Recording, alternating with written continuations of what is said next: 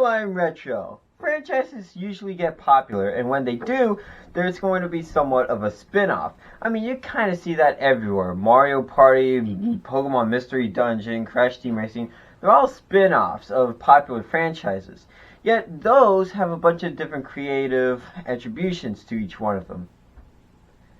So how the heck would you make a spin-off of a Match 3 game? Bejeweled Twist is a spin-off of the Bejeweled series released for Windows, Mobile, Nintendo DS. That's it. It's weird how all the other Bejeweled games have multiple versions while this game only has 3. It's unknown how much this game made or of its development history, but what I do know is that I'm going to be playing this game.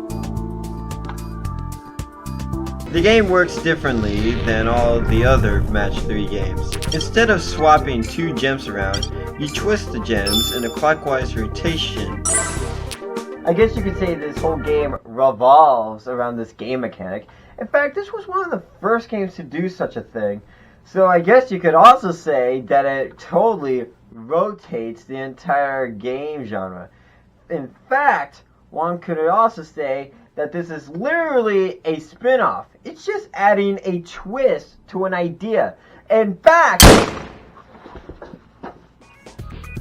the game works a lot differently than the other Bejeweled games. You can make non-matching moves all you want, and if you keep making matches in a row, you get a higher point multiplier. You have a bonus bar where if you make the order of moves without messing up, it adds more points to the multiplier. Colds return to the game, but if you blow one up, it gives you extra points.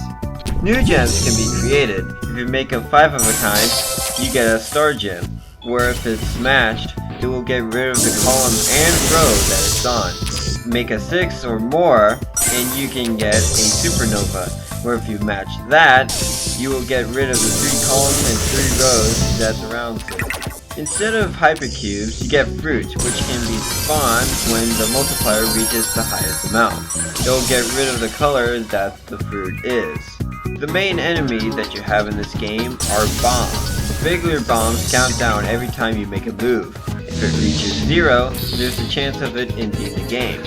Doom gems are also enemies, but you can't move them and you can only destroy it with special gems. However, it goes down when you make unmatched moves, but when it reaches 0, the game ends.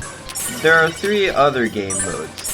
Zen is a never-ending mode, Blitz is a game mode where you have 5 minutes to make the highest score without dying, and finally Challenge mode, where each planet is a different type of objective, and if you complete a planet, you get the Eclipse mode, where it's a game of getting the highest score for that objective.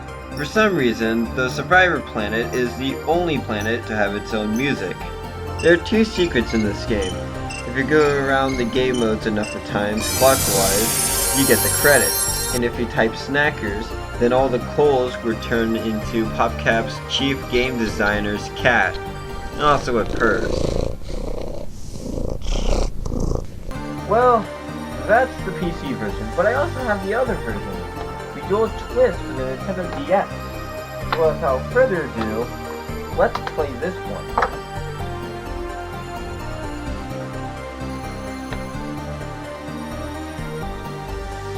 Wow, it's almost the same game. However, there is a multiplayer mode in this game that I can't use because I don't have anyone else to play with. Other than that, and a few small differences, it's basically the same game. Though both versions of the game are relatively the same, I'll give it to the Nintendo DS version for being a better version. Not only it has a multiplayer mode, it's also portable. Well, that's how you make a spin-off of a Match 3 game. Well, anyways, that's it for Bejeweled Twist. Tune in next time when I talk about the last main game of the series of Bejeweled. Till then, see you all next time.